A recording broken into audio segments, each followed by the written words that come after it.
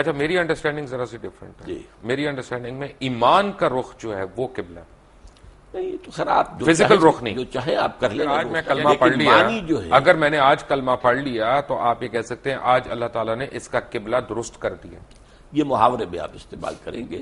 قبلہ یہی ہے کہ جس طرف عبادت میں رخ کرنے کو کہا گیا ہے. وما جعلنا القبلة التي كنت عليها الا لنعلم من يتبع الرسول ممن ينقلب على عقبيه. اے محمد صلی اللہ علیہ وسلم, ہم نے یہ کچھ عرصے کے لیے جو یہ قبلہ تمہارے لیے مقرر کر دیا تھا, یہ اس لیے تاکہ ہم جانچ لیں کہ کون رسول کی پیروی کرتا ہے اور کون اپنی ایڑیوں کے بل مڑ جاتا ہے. چونکہ عرب کے لوگوں کے لیے جو امیین تھے بنی اسماعیل, ان کے لیے تو قبلہ جو ہے یہ بیت المقدس, تو وہ جانتے ہی نہیں تھے کس بلا کا نام ہے, وہ تو کعبے کو جانتے تھے. اب ظاہر بات ہے مہاجرین جتنے آئے تھے مکے سے مدینے, ان کی جو محبت تھی خانہ کعبہ کے ساتھ, وہ تو ان کی گویا کہ وہ تو آبائی جو ہے ان کا ایک عشق ایک چل رہا تھا. تو وہ اب اس میں امتحان لیا ہے کہ آیا رسول کے حکم سے اب کیا ہو رہا ہے. جب حضور مکے میں ہوتے تھے تو آپ ایسے کھڑے ہوتے تھے نماز پڑھنے کے لیے کہ خانہ کعبہ بھی سامنے اور بیت المقدس بھی سامنے. اس کو کہتے ہیں استقبال القبلتین, ایک وقت دو قبلوں کی طرف رخ ہو جانا. ٹھیک ہے. اب مدینے آ گئے, جیسے اب مدینہ درمیان میں ہے. اگر آپ مکے رخ کریں گے تو پیٹھ ہوگا بیت المقدس کو, اور بیت المقدس کو رخ کریں گے تو پیٹھ ہوگی خانہ کعبہ کو.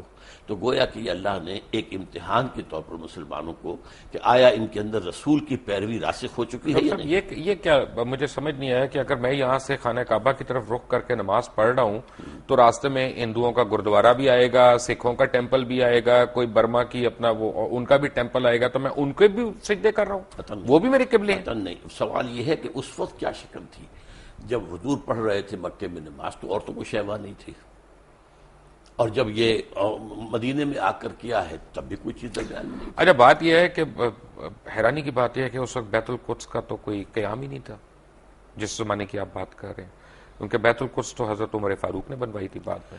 بیت المقدس جو ہے وہ حضرت عمر نے تعبیر کروائی ہے مسجد عمر کے نام سے, لیکن یہ علاقہ ٹیمپل ماؤنٹ جو ہے, یہ ٹیمپل آف سولومن تھا. ٹیمپل آف سولومن تھا, لیکن temple Mount per temple of Solomon تھا نا.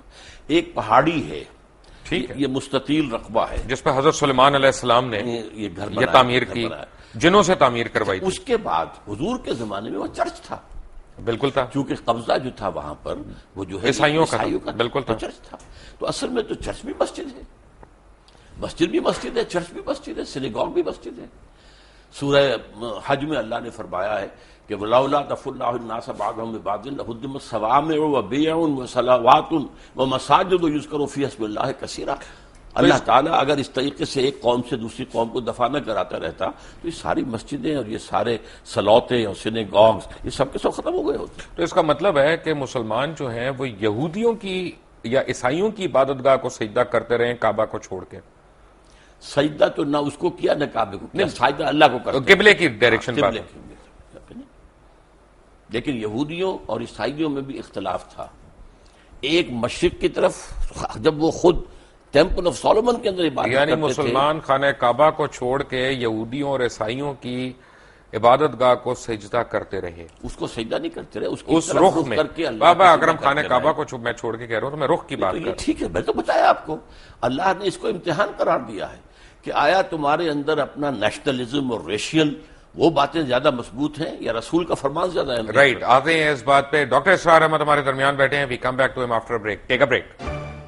Welcome back from the break. Break میں جانے سے پہلے آپ باتیں سن رہے تھے ڈاکٹر اسرار احمد کی. تو ڈاکٹر صاحب طے ہو گیا کہ وہاں پہ تو ٹیمپل آف سولومن تھا جس ڈائریکشن میں مسلمان سجدہ کرتے رہے. بالکل. پھر شب معراج کا واقعہ ہوا, وہ بھی ٹیمپل آف سولومن سے اوپر گیا. ٹیمپل تو نہیں تھا وہاں اس وقت, ماؤنٹ کیا وہ تو ایک جگہ تو وہی تھی نا راک پر. ہاں, اس جگہ تو وہی تھی. آپ اسے ٹیمپل ماؤنٹ کہیں, ٹیمپل سولومن نہیں تھا. ٹیمپل آف سولومن بنا تو تھا نا وہاں پہ, وہ کبھی بنا تھا نہیں, یہ تو نہیں, ہسٹوریکلی تو تھا, اور بنایا بھی حضرت سلیمان علیہ السلام نے کرا تھا. تو ہم کیسے حضرت سلیمان علیہ السلام کی بنائی ہوئی چیز کو انکار کر دیں؟ انکار نہیں کرتے, اس وقت وہاں نہیں تھا. وہاں ایک راک ہے جس کے اوپر اب ڈوم بنی ہوئی ہے. تو اس کا مطلب تو یہ ہوا نا کہ ڈاکٹر صاحب پوری دنیا کے مسلمان جو ہے ناجائز طور پہ اس پہ قبضہ کرنا چاہتے ہیں, اس پہ حق جتا رہے ہیں اپنا. پوری دنیا کے مسلمان تو ناجائز قبضہ نہیں کرنا چاہتے, وہاں پر جو قوم 2000 سال سے آباد تھی اس کو ڈسپلیس کس طریقے سے کیا گیا ہے؟ یہودی تو وہاں سے نکلے ہوئے تھے 2000 سال سے. What claim did they have? جس کو قائد اعظم نے کہا کہ illegitimate child of the west, اور اقبال نے کہا کہ ہے ارض فلسطین پہ یہودی کا اگر حق، ہسپانیہ پہ حق نہیں کیوں اہل عرب کا؟ ایسے میں کہتا ہوں ہوتا ہے شب و روز تماشا میرے آگے کہ علماء دین بھی آج علامہ اقبال اور قائد اعظم کو کوٹ کرنے پہ آ گئے، جن کا اس وقت آپس میں بالکل کلیش تھا، سیریس کلیش تھا.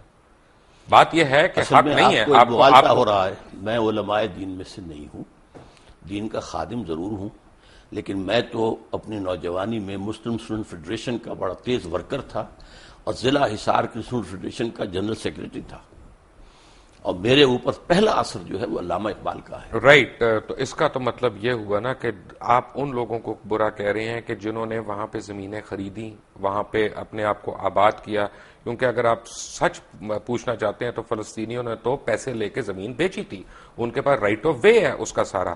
آپ کس طرح ان کو ڈسپلیسمنٹ کی بات کر رہے ہیں؟ رائٹ آف وے نہیں تھا ان کا، اس لیے کہ جب ہینڈ اوور کیا ہے یروشلم عیسائیوں نے حضرت عمر کو، تو جو انہوں نے ڈکٹیٹ کرائیں گی ٹرمز، ان میں سے ایک یہ تھی کہ آپ یہاں یہودیوں کو آباد نہیں ہونے دیں گے.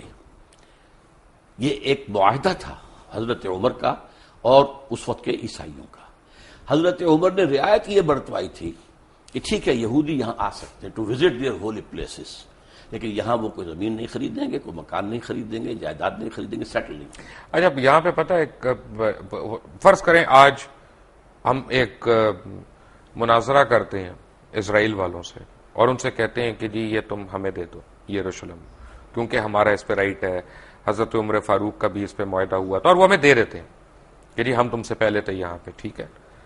تو خانہ کعبہ میں بھی تو 300 بت تھے نا، خانہ کعبہ میں بھی ہم سے پہلے کفار تھے.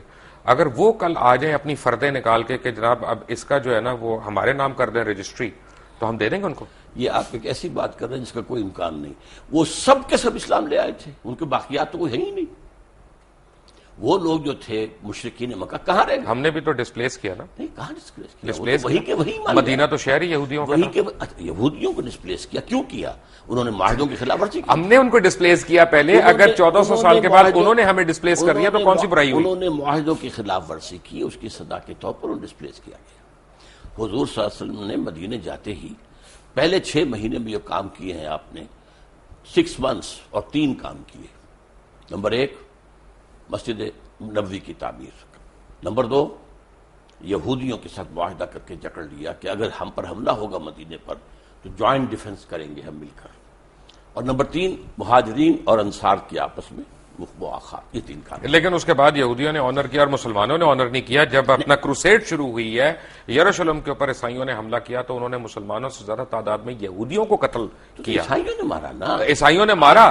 آپ نے ان کو سپورٹ نہیں کیا، آپ نے یہودیوں کی ایگزٹ کلوز وہاں پہ لے لی اپنے. آپ نے خود بیان کی تھی نا کہ آپ نے ڈسپلیس کیا انہیں. ہم نے ڈسپلیس کیا. کیوں کیا؟ کس لیے کیا؟ کہ انہوں نے خلاف ورزی کی. کوئی خلاف ورزی نہیں کی. اب آپ کی تو ڈاکٹر صاحب یہ تو مجھے بتائیں نا کون کیا تھا اس کی خلاف ورزی کی؟ معاہدے تو ہم نے بھی کئی خلاف ورزیاں کی ہیں. اب یہ تو خیر زرداری صاحب عبداللہ بن ابی تو مسلمان تھا، عبداللہ بن ابی یہودی تو نہیں تھا. تو اسے کیا کہا ہے؟ نہیں، اس نے کافی منافق نہیں تھا، منافقوں کا سردار نہیں تھا. لیکن اس کو کیا کیا؟ ہم سے بڑا منافق کون ہے دنیا میں؟ ہے، لیکن یہ کہ اس کو کیا کیا حضور نے؟ قتل کیا، اس کو مارا نہیں، اس کی نماز جنازہ نہیں پڑھائی. پڑھائی کون کہتا نہیں پڑھائی؟ اللہ تعالیٰ کا پھر حکم، اللہ تعالیٰ نے پھر کہا کہ یہ اچھا نہیں کیا، بعد میں کہا. ٹھیک ہے، اسی لیے تو آپ سے میں پوچھ رہا ہوں. ہاں، اسی لیے تو آپ سے میں پوچھ رہا ہوں. پوچھنے کے رکھیے پھر. لیکن اس کا مطلب ہے کہ ہمارا رائٹ تو کوئی نہیں ہوا نا بیت القدس پہ. بیت القدس پر یہ اخلاقی رائٹ ہے نا. وہاں کے لوگ ہیں، ان کا رائٹ ہے، ان کو جو ہے وہاں سے ڈسپلیس کیا گیا ہے، زیادتی کی گئی ہے. اس حوالے سے تو یہ تو آپ ایک ہیومنٹیرین بیسس پہ کہہ رہے ہیں، انسانی حقوق کے اوپر کہہ رہے ہیں. یہ جو اب یہودیوں نے اپنا پورا زور لگایا تھا، سلطان عبدالحمید خان وہ بہت زیادہ مقروض تھا، بہت مقروض تھا، اور یہودیوں نے آفر کی تھی کہ آپ سارا قرض آپ کا ادا کر دیتے ہیں، آپ ہمیں وہاں آباد ہونے کی اجازت دے دیں. انہوں نے انکار کر دیا کہ جو معاہدہ عمر سے ہوا تھا رضی اللہ تعالیٰ عنہ، میں اس کی خلاف. لیکن اس کے بعد فلسطینیوں نے اپنی زمین بیچی وہاں پہ. تو یہ کہ جب وہاں پر بالفور ڈکلیریشن کے ذریعے سے انہیں حق دیا گیا ہے، تب وہ آئے ہیں نا وہاں پر بھائی وہ اور بیچی بھی فری ہے. تو نہیں آئے, وہ یہاں پہ ایسے تو نہیں کہ ایم این اے نے قبضہ کر لیا پلاٹ کے اوپر, کیے ہیں, یہ نہیں بھی کیے, یہ بھی کیے. ڈاکٹر صاحب انہوں نے پیسے دیے, ان کے پاس فردے موجود ہیں, کیا باتیں کر قبضہ رہے بھی ہیں, کیا, ملکیت ہے ان کے پاس. پرانے لے کر نکل آئے اپنے پاس 2500 پرانے ڈاکومنٹس کے, یہ تو ہماری جگہ تھی, کون ان کو روکنے والا تھا وہاں پر. یہ ضرور ہے, یہ بھی کیا ہے شروع میں جو آپ کہہ رہے ہیں کہ ایک شخص سے کہا گیا کہ آپ کا مکان کیا ہے, اس نے کہا چلیں 2 لاکھ اس کا مطلب ہے, 3 لاکھ دیتے ہیں. اس کا مطلب ہے کہ ہمارا اخلاقی سٹینڈ ہے, دینی سٹینڈ کوئی نہیں ہے فلسطین پہ, یروشلم پہ. آپ اخلاق کو دین سے علیحدہ کیوں کرتے ہیں؟ میں اس لیے علیحدہ کر رہا ہوں کیونکہ قرآن مجید میں کہیں پہ بھی ایک بھی آیت یروشلم کے حق میں نہیں آئی. اس نے یہ نہیں کہا کہ یروشلم تمہارا قبلہ ہے یا قبلہ تھا یا قبلہ ہوگا کبھی یا تمہاری اس میں ملکیت ہے. اسے کہا گیا اور ہے بائبل میں ایک بھی جگہ خانہ کعبہ کا ذکر نہیں آیا. اس کو چھوڑیے آپ, بکہ کے لفظ جو وہ لائے ہیں, وادی بکا بنا دی ہے, وہ بکہ ہی تھا وہاں پر. لیکن یہ کہ قرآن مجید تو کہتا ہے سبحان الذی اسری بعبدہ لیلا من المسجد الحرام الی المسجد الاقصی الذی بارکنا حولہ. یروشلم کے آس پاس کو ہم نے مبارک بنایا ہے, بابرکت بنایا ہے. آپ نے اس کو بابرکت بنایا ہے, لیکن یروشلم کو قرآن نے اون نہیں کیا. قرآن مجید میں کسی جگہ اونرشپ نہیں ہے یروشلم کی. کس کے لیے؟ آپ کے لیے اونرشپ تو ہوتی ہے جو لوگ وہاں پہ آباد ہوں ان کی ہوتی ہے. نہیں تو قرآن جو وہاں پر آباد تھے ان کا دیکھیں نا حق جی, تھا, ان سے چھیننے کا حق. ڈاکٹر صاحب مسلمان ہیں ہم تو جیوگرافیکل باؤنڈریز میں بلیو ہی نہیں کرتے, ہم تو امت مسلمہ میں بلیو کرتے ہیں. تو اس لیے کہ مطلب یہ ہم کھول دیں کھلا, جو چاہے ہمارے یہاں کے قبضہ کر لیں. آپ کا ہے ہی نہیں. How can you make rules in a place جو آپ کی ہے ہی نہیں. اب آپ کہیں کہ میں اپنے گھر میں اگر میں کسی کو, یہ آصف صاحب بیٹھے ہیں, میں کہہ رہے ہیں نا, آپ جائیے اس کو 1918 کے بالفور ڈکلیریشن سے لیجئے, اس کے بعد جو ہے 1948 میں اسرائیل قائم ہوا, اس کو ڈاکٹر صاحب میرا تھیسس ڈفرنٹ ہے. ڈاکٹر صاحب میرا تھیسس ڈفرنٹ ہے. میرا تھیسس یہ ہے بہت معذرت کے ساتھ کہ ہمارے تمام علماء دین اکابرین ہمارے, انہوں نے جو ہمارے مائنڈز میں گھوڑ کے پلایا ہوا ہے کہ یروشلم بیت القدس قبلہ اول, یہ سب غلط ہے. اس میں کوئی صداقت نہیں ہے. بیت القدس ہمارا قبلہ اول نہیں ہے. میرے نزدیک آپ بہت غلط بات کر رہے ہیں ڈاکٹر صاحب. میری عرض سن لیں, یقیناً میں نے آپ سے کہا ہے ایک عرصے کے لیے وہ بیت المقدس ہمارا قبلہ رہا ہے. نہیں مدنی دور میں کہہ رہا ہوں خانہ کعبہ قبلہ اول تھا, اس کے بعد وہاں پہ آپ کی ڈائریکشن چینج ہو گئی, وہ قبلہ دوم ہوا. اس عرصے میں قبلہ دوم ہوا, لیکن مدنی دور میں قبلہ اول وہ ہے. اچھا اب میں لیٹ می ریفریز اٹ کیونکہ یہ ایسی بات ہے کہ کوئی میرے سے ناراض نہ ہو یا آپ سے ناراض نہ ہو. بات یہ ہے کہ دین ابراہیم ہے, ہم تو دین ابراہیم کو فالو کر رہے ہیں نا. بیسیکلی ہماری تو درود ابراہیم ہی ہم پڑھتے ہیں اپنی نماز میں, وہی ہم پڑھتے ہیں. تو بیسیکلی تو اسلام حضرت ابراہیم علیہ السلام لے کے آئے. وہاں انہوں نے پہلی اذان دی, وہاں انہوں نے پہلا طواف کیا, جس کا جواب ہم دیتے ہیں حج پہ جاتے ہوئے کہ لبیک لا شریک لبیک. یہ حضرت ابراہیم علیہ السلام کی اذان کا جواب ہے نا. تو بیسیکلی تو اسلام تب شروع ہو گیا تھا. دین کا لانے والے حضرت آدم ہیں, ٹھیک ہے, اس کے بعد حضرت نوح ہیں, اس کے بعد حضرت ہود ہیں, حضرت صالح ہیں. یہ تو بے شمار انبیاء ہیں. حضرت ابراہیم سے جو دین شروع ہوا ہے اس کی پھر یہ 3 شاخیں بنی ہے. سیمیٹک جو 3 مذہب ہیں, اس اعتبار سے وہ جو ہیں امام اللہ تعالیٰ نے انہیں نوع انسانی کا بنایا ہے.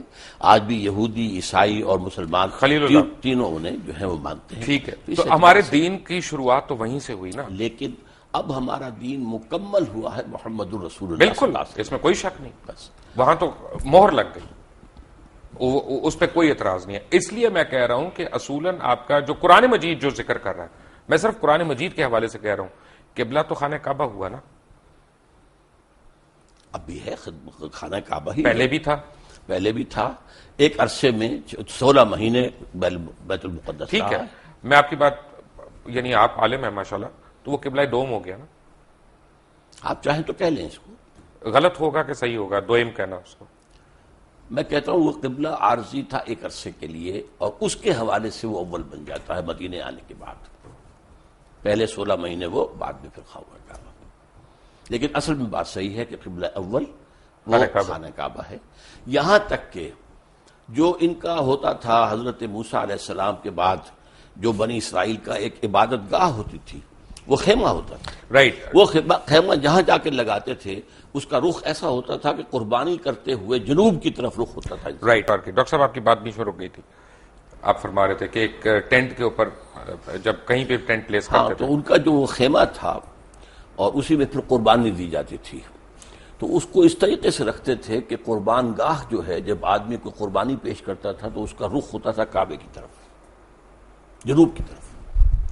یہ ان کا ٹینٹ تھا، جو ان کا گویا کہ اس وقت کوئی ابھی ٹیمپل سولومن نہیں تھا، کچھ نہیں تھا، صحرا کے اندر تھے یا وہاں، تو یہ ٹینٹ بھی اصل قبلہ وہی تھا، ان کا بھی قبلہ وہی تھا۔ تو اس اعتبار سے قبلہ اول، اصلی قبلہ بیت اللہ ہے۔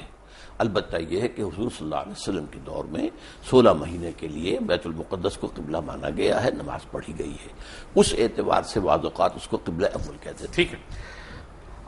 عذاب قبر، جی، میں نے کتاب بھی پڑھی، موت کا منظر، مرنے کے بعد کیا ہوگا، یہ وہ۔ قرآن حکیم میں، قرآن مجید میں تو عذاب قبر کا کہیں ذکر نہیں آیا ہے۔ قرآن مجید میں ذکر یہ ہے کہ آل فرعون کو صبح شام آگ پر پیش کیا جاتا ہے، النار یعرضون علیہا، عشیًا، کچھ اس طرح کے الفاظ ہیں، تو پیش کیا جاتا ہے۔ وَيَوْمَ الْقِيَامَةِ أَدْخِلُوا آلَ فِرْعَوْنَ النَّارَ، قیامت کے دن وہ داخل کیے جائیں گے۔ یوم یقوم الحساب۔ ہاں، اس کے بعد جو ہے اصل داخلہ ہوگا، لیکن یہ ہے کہ یہ در حقیقت ایک انٹرمیڈیری فیز ہے، اور اس میں بھی ایک طرح کی کچھ سیمی کانشسنس، یہ ہم نہیں کہتے قبر کے اندر ہی ہو رہا ہے، بلکہ یہ عالم برزخ ہے۔ یہاں روح تو سے قبضے میں، عالم دنیا سے نکل کر عالم برزخ میں چلے گئے، روح تو قبضے میں۔ اب ہم نہیں جانتے کہ اس کی کیا شکل رہتی ہے۔ اصل میں عالم برزخ، عالم قیامہ، اس کے بارے میں جو کچھ معین کر کے بتا دیا گیا ہے، آنکھیں بند کر کے اس کو ماننا ہے۔ اس کی ڈیٹیلز میں جانے کے اندر خام خواہ کے جو چیزیں ہیں، غلط باتیں بحث تو میں اس کا مطلب یہ ساری جو کتابیں شتابیں ہیں، موت کا منظر، مرنے کے بعد کیا ہوگا، آدمی پڑھ کے ہی لرز جاتا ہے، یہ صحیح نہیں ہے۔ نہیں، میں کب کہہ رہا ہوں کہ صحیح نہیں ہے، یہ چونکہ احادیث نبویہ کے اندر موجود ہے۔ پہلے آپ نے صرف اصولی بات کی تھی، میں نے کہا تھا کہ اس کے اندر ہے، تو قرآن مجید میں یہ بھی ہے کہ یضاعف لہ العذاب یوم القیامہ، قیامت کے دن عذاب دگنا کیا جائے گا۔ یضاعف لہ العذاب یوم القیامہ، سورہ الفرقان کے اندر ہے۔ اس کا مطلب ہے کہ قیامت سے پہلے بھی عذاب کی کیفیت ہے۔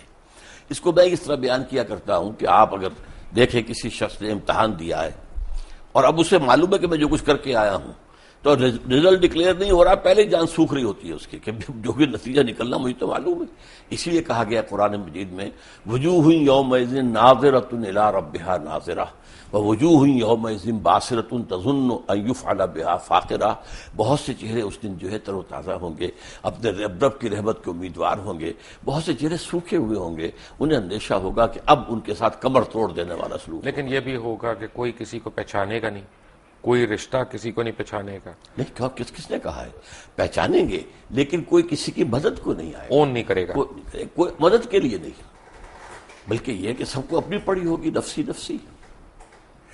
تو بیسیکلی تو قرآن مجید میں قیامت کے دن کا حساب ہے، تو قبر کے اوپر ہماری قیاس رہی ہیں کہ کیا کیا ہو سکتا نہیں، اس کے بارے میں بتانا، یہ عالم برزخ، آپ لفظ قبر کہیں، اب ایک شخص ہے سمندر میں ڈوب کر وجہ قبر بتا تو نہیں ہے۔ میں لیٹ می ریفریز، کیونکہ میرے پاس الفاظ کم ہے اصل میں۔ عالم برزخ میں تو آپ کی روح قید ہے، جی، آپ کی روح جو ہے وہ عالم برزخ میں قید ہے، لیکن آپ کا جسم جو ہے وہ تو قبر کے اندر ہے۔ ہم نہیں کہہ سکتے عالم برزخ میں انسان ہے، اور وہ کس کیفیت میں وہ ہم نہیں جانتے۔ ویسے یہ کہ یہ معاملہ جو ہے، مرے تو یہ ہے کہ کفار جو ہیں وہ بھی زندہ ہیں، ان پر بھی جو ہے جیسے کہ حضور نے کھڑے ہو کر جس یعنی گڑھے کے اندر دفن کیا تھا کفار کے جو مرے ہوئے لوگ تھے، ان سے خطاب کیا، تو اس حوالے سے یہ ہے کہ وہ بھی ہیں، لیکن ان کے لیے کچھ اور ہے عالم، اہل ایمان کے لیے کچھ اور ہے۔ اچھا، یہ کمنگ بیک، میں اس کے پارٹ 2 میں آ رہا ہوں کہ ہم بنی اسماعیل کا بھی ذکر نہیں ہے کہیں پہ قرآن میں، بنی اسرائیل کا ہے، بارہا ہے۔ آل یعقوب کی جب ہم بات کرتے ہیں تو اس میں بنی اسماعیل کو الگ تو نہیں کیا ہوا۔ آل یعقوب میں تو ہے ہی نہیں نا، بنی اسماعیل نہیں ہے، آل یعقوب میں تو نہیں ہے نا، حضرت ابراہیم علیہ السلام، اسماعیل ان سے اسحاق، ہے، اور اسحاق دوسرے بیٹے جی، اور اسماعیل ان سے جو ہے وہ جو ہے یعقوب ہیں، اور یعقوب کے 12 بیٹے ہیں، وہ بنی اسرائیل بنے تو ہیں۔ بنی اسماعیل کا تو ذکر نہیں ہے بنی اسماعیل نہیں ہے، لیکن یہ کہ اسماعیل کا ذکر تو بار بار قرآن میں آیا ہے، بار بار آیا۔ نہیں، اسماعیل کا نہیں، میں بنی اسماعیل کی بات کر رہا ہوں، جیسا بنی اسرائیل کا ذکر ہے۔ اسماعیل کو پھر قرآن مجید نے ایک نام اور دیا ہے، امیین۔ امیین، امیین، ٹھیک ہے۔ تو جب ہم یہ درود شریف پڑھتے ہیں کہ کما بارکتا علی ابراہیم وعلی آل ابراہیم انک حمید مجید، bless us like you've blessed Abraham and the children of Abraham، یہ children of Abraham کون ہے؟ یہ انبیاء ہے نا، آخر اگر حضرت اسماعیل بھی تھے، حضرت اسحاق بھی تھے، حضرت اسحاق یعقوب بھی تھے، یعقوب کے 12 بیٹے بھی تھے، پھر حضرت یوسف بھی تھے، پھر ایک اور جو ہے تیسری بیوی بھی تھی حضرت ابراہیم کی، وہ قطورہ، تو بنی قطورہ کے اندر بھی مدین جو ہیں حضرت شعیب جہاں بھیجے گئے وہ ان کی اولاد میں سے، یہ سارا خاندان ہے ابراہیم کا، آل ابراہیم۔ تو بیسیکلی یہ بنی اسرائیل کی بات ہو رہی ہے۔ بنی اسرائیل بھی، بنی اسماعیل بھی، بنی قطورہ بھی۔ سو ہم جو دعا مانگ رہے ہیں وہ یہ ہے کہ ہمیں بنی اسرائیل والوں کے ان کے اکابرین کی طرح ہمیں بھی بخش۔ بنی اسرائیل، پھر آپ بار بار اپنے الفاظ میرے منہ میں نہ لائیے، میں یہ کہہ رہا ہوں کہ بنی اسماعیل بھی، بنی اسرائیل بھی، بنی قطورہ بھی، وہ سب حضرت ابراہیم کی آل ہیں اور ان کو بلیس کیا اللہ نے۔ حضرت بنی قطورہ کے اندر آپ کو معلوم ہے حضرت شعیب جیسے بڑے اتنی سمپل ڈسکرپشنز ہیں جو آپ نے جیسے سمجھایا، بڑی سمپل۔ یہ فرقے کہاں پہ بننا شروع ہوئے؟ کس کے فرقے؟ اسلام میں۔ اسلام میں فرقہ جو ہے میرے نزدیک ویسے تو یہ کہ بے شمار بنے ہوں گے، خوارج کا فرقہ تھا وہ ختم ہو گیا ہے تقریباً، اور مختلف لوگ آتے تھے وہ ختم ہوتے گئے ہیں۔ اب تو فرقہ اگر کہلا سکتے ہیں تو صرف دو ہیں، شیعہ اور سنی۔ باقی تمام مسالک ہیں، schools of law, schools of فقہ، ان میں کوئی وہ بڑی میجر جو ہے وہ ڈفرنس نہیں ہے، وہ سب کے سب اسلام کے اندر ہے۔ باقی یہ فرقے نہیں ہیں، یہ مسلک ہے۔ اچھا، اب یہ دونوں مجھے یہاں پہ بھی کنفیوژن ہے، کیونکہ جو میں نے پڑھا وہ یہ کہ امام ابو حنیفہ جو تھے وہ امام جعفر صادق کے اسٹوڈنٹ رہے ہیں، تو ان میں ڈفرنس کہاں پہ ہے؟ اصل میں امام جعفر صادق رحمۃ اللہ علیہ اور امام ابو حنیفہ یہ ہم عصر ہیں۔ حضرت امام جعفر جو ہے وہ عمر میں بڑے تھے، حضرت ابو حنیفہ چھوٹے تھے۔ یہ معاملہ تو ہے، اور استفادہ بھی کیا ہے حضرت امام ابو حنیفہ نے امام جعفر صادق سے، لیکن بعض معاملات کے اندر مثلا بڑا خوبصورت واقعہ آتا ہے کہ امام ابو حنیفہ نے جا کر کہا کہ میں نے سنا ہے کہ آپ مجھ سے کوئی ناراض ہیں حضرت جعفر صادق سے رحمۃ اللہ علیہ، تو کہا ہاں میں نے سنا ہے کہ تم ہمارے نانا کی حدیث پر اپنی رائے کو ترجیح دیتے ہو۔ انہوں نے اس کے حضرت حلقین بالکل نہیں، قطعاً غلط آپ کو بتایا گیا ہے۔ اگر میں اپنی رائے کو ترجیح دیتا تو مسح میں پاؤں کے تلوے کے مسح کا حکم دیتا، اوپر کا نہیں۔ زیادہ خراب تو تلوہ ہوتا ہے، میں اس کا حکم نہیں دیتا، حدیث کے اندر جو آیا اس پر عمل کرتا ہوں۔ اگر میں اپنی رائے پر عمل کرتا تو رمضان کے روزے جو ہیں حائضہ عورت کے، ان کی جو ہے وہ قضا ہے، اور نماز کی نہیں، میں تو نماز کی قضا رکھتا کہ نماز پہلے ہے۔ تو اس حوالے سے انہوں نے کہا کہ نہیں، ان کے درمیان کوئی اختلاف نہیں تھا، بہت اچھے تعلقات تھے۔ پھر فرق ہونا شروع ہو گیا، اس کے بعد فرق ہوا ہے، اس کے بعد ظاہر کن باتوں پہ؟ جی کن باتوں پہ؟ اصل میں اس کے تفاصیل میں جانا مشکل ہے میرے لیے، لیکن بہرحال یہ کہ ایک فقہ بھی رفتہ رفتہ مرتب ہوئی ہے جو کہ فقہ جعفری کہلاتی ہے، اور اس کے بعد یہ کہ کب سے پھر وہاں ایک معصوم امام کا تصور ہوا ہے، اب یہ ایک ریسرچ کی بات ہے، میں اس میں تفصیل میں نہیں جا سکتا۔ لیکن ایک فرق مجھے لگتا ہے بڑا، جی، اور مجھے لگتا ہے کہ فقہ جعفریہ کو ہم پہ ایک ایج ہے، وہ ہے اجتہاد کی۔ وہ آج کے زمانے میں بھی اجتہاد کر رہے ہیں، جبکہ ہم سنی سنائی اس طرح سے روایات پہ آگے۔ آپ کی بات صحیح ہے، میں مانتا ہوں اس کو۔ انہوں نے انسٹیٹیوشن آف اجتہاد کو کھلا رکھا ہے، ہمارے ہاں یہ کوئی 400 سال سے 500 سال سے یہ بند ہے، تو اس سے بھی لیکن کوئی بہت بڑا فرق واقع نہیں ہوا ہے۔ فرق ہوتا ہے نا، اب تو ہمارے دیکھیں نا امام ابن تیمیہ کے پاس ایک دفعہ اب بھی میں آپ سے عرض کرتا ہوں کہ فقہی لیول پر فقہ جعفری اور فقہ حنفی اور فقہ مالکی میں بہت زیادہ فرق نہیں ہے۔ فرق کیا؟ بہت کم فرق ہے۔ اب یہ کہ ایک ہاتھ چھوڑ کر نماز پڑھ رہے ہیں تو مالکی بھی ہاتھ چھوڑ کر پڑھ رہے ہیں، کسی نے یہاں ہاتھ باندھ لیا ہے نیچے ناف کے، اور کسی نے یہاں ہاتھ باندھ، کوئی فرق نہیں پڑتا۔ ساری تو ریکارڈڈ ہسٹری ہے ہماری پچھلے 1400-1500 سال کی۔ تو حجۃ الوداع پہ حضور اکرم صلی اللہ علیہ وسلم نے جس طرح نماز پڑھی وہ ہم کیوں رائج الوقت نہیں کر سکتے؟ میرے نزدیک تو رائج الوقت وہی رہی ہے، اور حضور نے جس طرح کیا ہے وہی ہے، لیکن یہ کہ حضور کا معاملہ یہ معلوم ہوتا ہے کہ آپ بھی اس کے اندر کوئی تبدیلی کرتے رہتے تھے، اور میں سمجھتا ہوں کہ اس سے ایک وسعت پیدا ہوئی۔ ڈاکٹر صاحب، ایک میں بڑا سینسٹیو سوال پوچھنے لگا ہوں، اور میں ناظرین سے ریکویسٹ کروں گا کہ میری بات کو غلط نہ سمجھیں، میں اپنی علم کے لیے کم علمی کا میں اعتراف کرتے ہوئے میں یہ سوال پوچھ رہا ہوں کہ ہم سارے احادیث کے ماننے والے ہیں، سنت کے ماننے والے ہیں، ورنہ مسلمان ہی نہیں کہلا سکتے۔ اگر کوئی بھی شخص یہ کہے کہ میں سنت رسول کو نہیں مانتا یا احادیث کو نہیں مانتا تو وہ تو مسلمان ہی نہیں ہے۔ لیکن ہم حدیث جب پڑھتے ہیں تو اس میں ہم دیکھتے ہیں کہ کرونالوجیکل آرڈر نہیں ہے، کہ اگر حضور اکرم صلی اللہ علیہ وسلم نے ایک دفعہ پانی کھڑے ہو کے پیا یہ نہیں پتا کون سے دن، کون سی تاریخ، کس وقت. اسی طرح انہوں نے پانی بیٹھ کے بھی پیا، کون سے دن، کون سی تاریخ، کون سے وقت. تو اس میں پرابلم یہ ہے کہ چند صحابہ جنہوں نے اس کے راوی ہیں، ادھر بھی کوئی صحابی راوی ہیں. اب میرے اور آپ کے اوپر ڈیپینڈ کرتا ہے ہم کس صحابی کی روایت کو لے رہے ہیں. جو اس کو صحابی کی روایت کے علاوہ یہ کہ صحابی سے جب روایت ہوتے تابعین، تبع تابعین تک ہوتے ہوئے محدثین تک آئی تو کون سی چین زیادہ مضبوط ہے بس.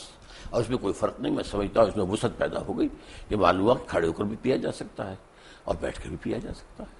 عام طور پر آپ بیٹھ کر پیتے تھے، لیکن کبھی ایسا بھی ہوا کہ آپ نے کھڑے ہو کے پیا، تو گویا کہ اس کا جواز ہے.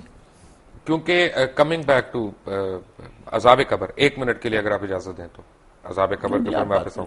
میں نے جب قرآن مجید پڑھا، انسان کو پڑھتے رہنا چاہیے لیکن ہم ذرا کمزور لوگ ہیں، کبھی کبھی پڑھتے ہیں، تو جب پڑھتا جا رہا ہوں تو میں نے یہ دیکھا کہ اس میں کسی پیغمبر نے اپنی قوم کو عذاب قبر سے نہیں ڈرایا. جس نے بھی ڈرایا قیامت کے عذاب سے ڈرایا. لیکن قرآن مجید کے اندر میں آپ کو 2 حوالے دے چکا ہوں. تو یہ کہ یضاعف لہ العذاب یوم القیامہ، قیامت کے دن عذاب دگنا کر دیا جائے گا ان کے لیے، گویا کہ پہلے بھی عذاب کی کوئی شکل تھی. اور یہ کہ آل فرعون جو ہے صبح شام آگ پر پیش کیے جاتے، دکھا دی جاتی کہ یہ ہے تمہاری آخری منزل.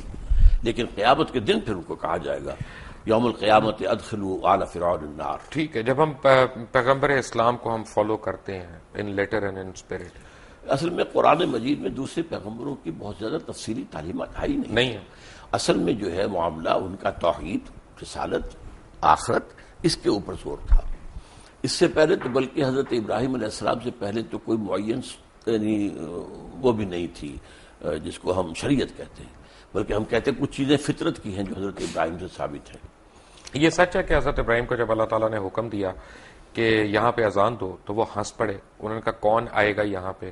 تو پھر اللہ تعالیٰ نے کہا نہیں، یہ میرا وعدہ ہے کہ قیامت تک لوگ تمہاری اذان کا جواب دیں گے. اور میرے علم میں یہ نہیں ہے کہ حضرت ابراہیم ہنس پڑے، میرے علم میں نہیں ہے. پتہ نہیں آپ نے کہاں پڑھا ہے. میں نے اسی طرح کی جو کتابیں ہوتی ہیں موت کا منظر وغیرہ، جی اپنا ہمارے تو ملک میں یہ بہت زیادہ دستیاب ہے نا، اور آپ جیسے علماء ان کو کھل کے بدعت بھی نہیں کہہ رہے. کوئی حرج بھی نہیں ہے، کوئی اس کے اندر کفر بھی نہیں آ جاتا. میں نے صرف آپ کو بتایا کہ میں نے نہیں کیا. بدعت تو یہیں سے شروع ہوتی ہے نا سر، وہی ابتدائی عمل ہے نا بدعت کا. اس میں کوئی شریعت کا حکم تو نہیں نکل رہا ہے نا. ایک واقعہ ہے، تاریخی ہے یا نہیں ہے، اس پر گفتگو ہو سکتی ہے.